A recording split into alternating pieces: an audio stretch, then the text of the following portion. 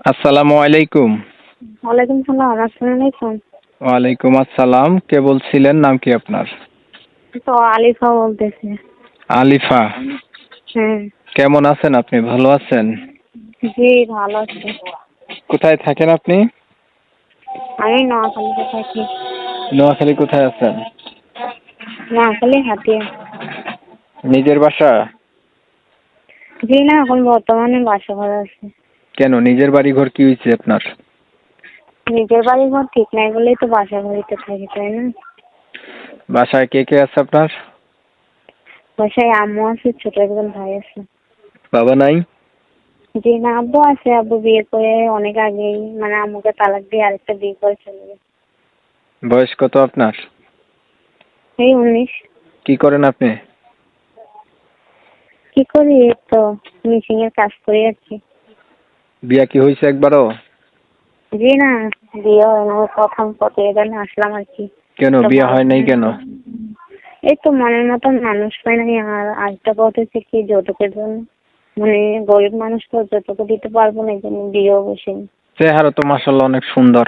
ছবিটা পাঠাইছেন, এটা আপনার না?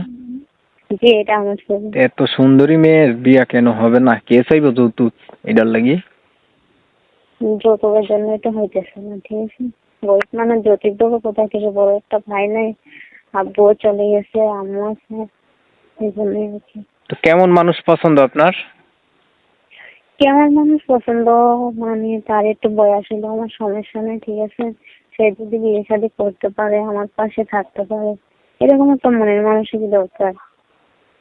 আগে আর কখনো প্রতিবেদন করেন নাই? জি না, আমি আগে আর করি নাই, প্রথম এসে। আর কিছু বলবেন? জি না, আর কিছু বলবো না। কি যেন নাম বলছেন?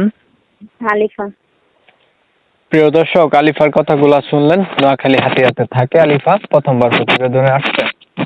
ভালো একটা মানুষের আশায় যদি পায়, সে হচ্ছে জীবন সাথী করবে। সবচেয়ে বড় কথা, সে হাতের কাজ জানে, সেলাই মেশিনের কাজ জানে, আর দেখতে অনেক সুন্দরী। আমার কাছে কেমন লাগতেছে, এই সুন্দরী মেয়ের নাকি বিয়ে হয় না ভাই।